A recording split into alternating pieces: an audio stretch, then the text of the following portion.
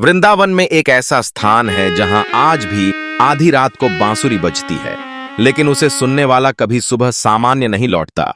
जिसे देखने की कोशिश की वो या तो अंधा हुआ या पागल। आखिर निधिवन में हर रात क्या होता है?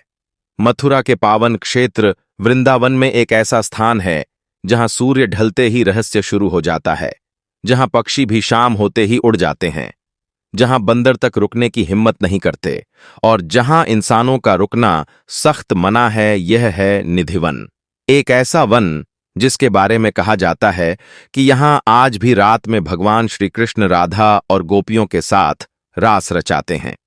निधिवन का रहस्य टेढ़े पेड़ या गोपियां। निधिवन में जो सबसे चौंकाने वाली चीज है वह हैं यहां के पेड़। ये सामान्य पेड़ नहीं हैं। इनकी शाखाएं सीधी ऊपर नहीं जाती, बल्कि आपस में लिपटी हुई, मुड़ी तुड़ी, झुकी हुई दिखाई देती हैं। स्थानीय मान्यता है कि ये पेड़ वास्तव में गोपियां हैं जो दिन में वृक्ष रूप में रहती हैं और रात में श्रीकृष्ण के साथ रास में सम्मिलित होती हैं। वैज्ञानिक कहते हैं कि यह प्राकृतिक संरचना है, लेकिन सवाल उठता है, इतने छोटे क्षेत्र में सभी पेड़ एक जैसे टेढ़े क्यों? और क्यों हर पेड़ की जड़ें मानो एक दूसरे से जुड़ी हों? रहस्य यहीं से शुरू होता है। रात का रहस्य। रंगमहल की कहानी। निधिवन के अंदर एक स्थान है। रंगमहल कहते हैं कि हर शाम यहां चंदन से सजी शैया बिछाई जाती है। राधा कृष्ण के लिए वस्त्र रखे जाते हैं, पान और मिठाई का भोग लगाया जाता है, जल का पात्र रखा जाता है। फिर मंदिर के पुजारी द्वार बंद कर देते हैं।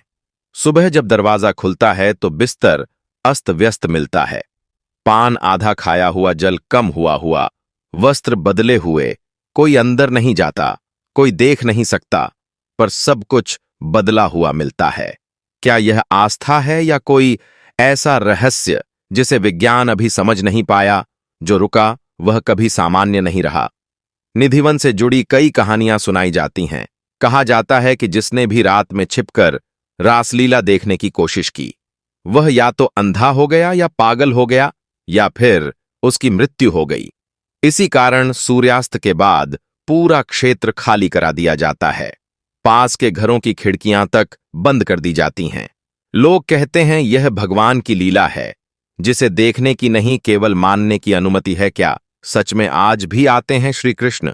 वृंदावन वही भूमि है जहां श्री कृष्ण ने बाल लीलाएं की, राधा के साथ प्रेम की दिव्य गाथा रची और गोपियों संग रास रचाया। भागवत पुराण में वर्णन मिलता है कि रासलीला कोई साधारण नृत्य नहीं था, वह आत्मा और परमात्मा का मिलन था। निधिवन को उसी रास का जीवित प्रतीक माना जाता है। आध्यात्मिक दृष्टि से निधिवन कुछ संतों का मानना है, निधिवन कोई भौतिक घटना नहीं है। यह उस चेतना का केंद्र है जहां भक्ति की पराकाष्ठा होती है।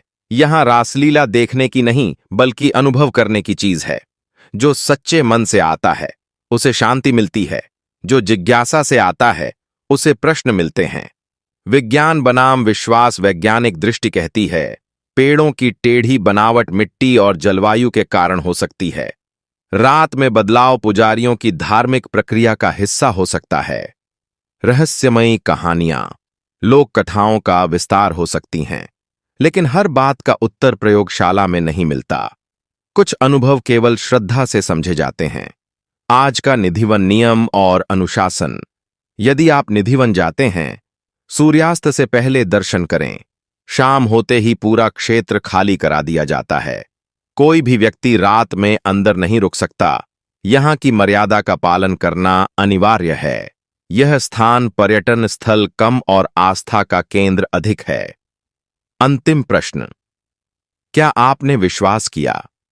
निधिवन की कहानी केवल रहस्य नहीं है, यह प्रेम की पराकाष्ठा की कहानी है, जहां कहा जाता है कि आज भी हर रात भगवान श्री कृष्ण अपनी प्रिय राधा और गोपियों संग दिव्य रास रचाते हैं।